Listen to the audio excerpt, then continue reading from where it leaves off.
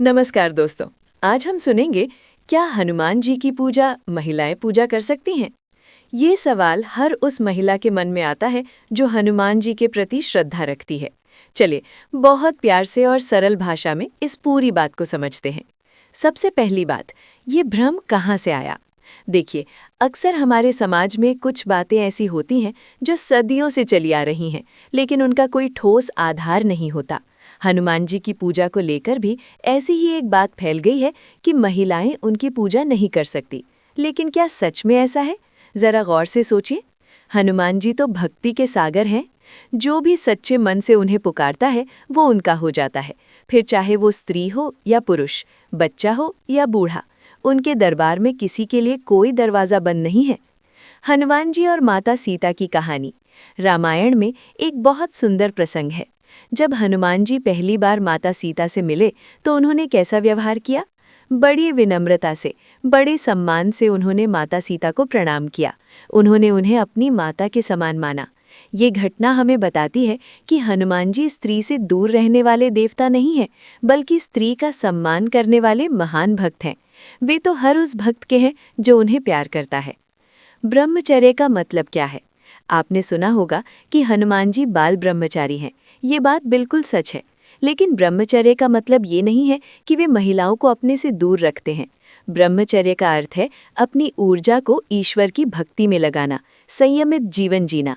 हनुमान जी ने अपना पूरा जीवन भगवान राम को समर्पित कर दिया। उनके ब्रह्मचर्य का संबंध उनके अपने व्रत से है, भक्तों से नहीं। जैसे कोई सन्यासी होता है लेकिन उसके पास स्त्री पुरुष सभी भक्त आते हैं, वैसे ही हनुमान जी भी सबको अपना आशीर्वाद देते हैं। हमारे देश में कितनी महिलाएं करती हैं हनुमान जी की पूजा? जरा चारों तरफ देखिए, कितनी महिलाएं मंगलवार का व्रत रखती हैं, कितनी महिलाएं हनुमान चालीसा का पाठ करती हैं, कितनी महिलाएं हनुमान जी के मंदिरों में जाती हैं। लाखों करोड़ों महिलाएं हैं जो हनुमान जी की भक्ति में लीन हैं। अगर ये सब गलत होता तो हमारे गुरु ग्रंथ, हमारे संत महात्मा कभी न कभी तो ये बात कहते कि महिलाओं को ऐसा नहीं करना चाहिए। लेकिन ऐसा कोई नहीं कहता, क्योंकि ये बात ही गलत है। हाँ, कुछ बातों का ध्यान जरूर रखें। अब मैं आपको कुछ बातें बताती हूँ जिनका ध्यान रखना अच्छा होता है। ये कोई पाबंदी नहीं है, बल्कि परंपरा और श्रद्धा का हिस्सा है। कुछ मंदिरों में महिलाएं हनुमान जी की मूर्ति को स्पर्श नहीं करती। ये उनकी अपनी श्रद्धा है, पाबंदी नहीं। अगर आप स्पर्श ना करें तो हाथ जोड़कर भी उतना ही पुण्य मिलता है। कुछ मंदिरों में महिलाएं हनुमान जी को सिंदूर या चोला नहीं चढ़ाती। ये मंदिर की स्थानीय परंपरा होती है। आप वहां जाकर फूल चढ़ा सकती हैं, दीपक जला सकती हैं, प्रसाद चढ़ा सकती हैं। महिलाएं क्या क्या कर सकती हैं? अब बताती हूँ कि महिलाएं पूरे मन से क्या क्या कर सकती हैं। हनुमान चालीसा का पाठ, ये सबसे सुंदर पूजा है। रोज सुबह शाम हनुमान चालीसा पढ़ें। इससे मन शांत होता है, डर दूर होता है, साहस आता है। सुंदरकांड का पाठ, ये बहुत शक्तिशाली है। अगर आप सुंदरकांड पढ़ती हैं या सुनती हैं तो हनुमान जी बहुत प्रसन्न होते हैं। मंगलवार का व्रत, ये बहुत फलदायी माना गया है। मंगलवार को व्रत रखें और हनुमान जी की पूजा करें। हनुमान जी के मंदिर में जाएं। जब भी मौका मिले हनुमान जी के मंदिर में जाएं, हाथ जोड़ें, सिर झुकाएं, अपनी मन्नत मांगे, वो जरूर सुनेंगे। राम नाम का जाप करें।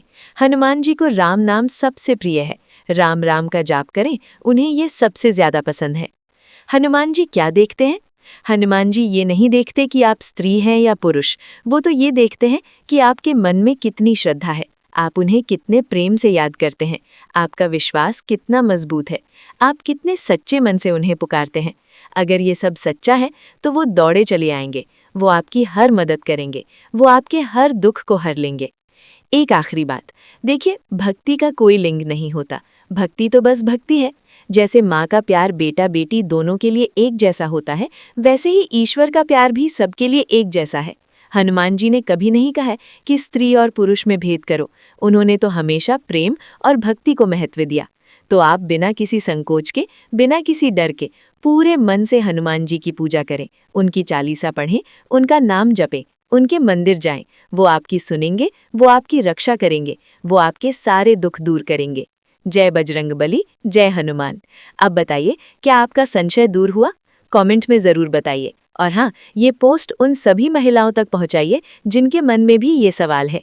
ऐसी ही प्यारी और सच्ची बातों के लिए हमारे चैनल को सब्सक्राइब करें।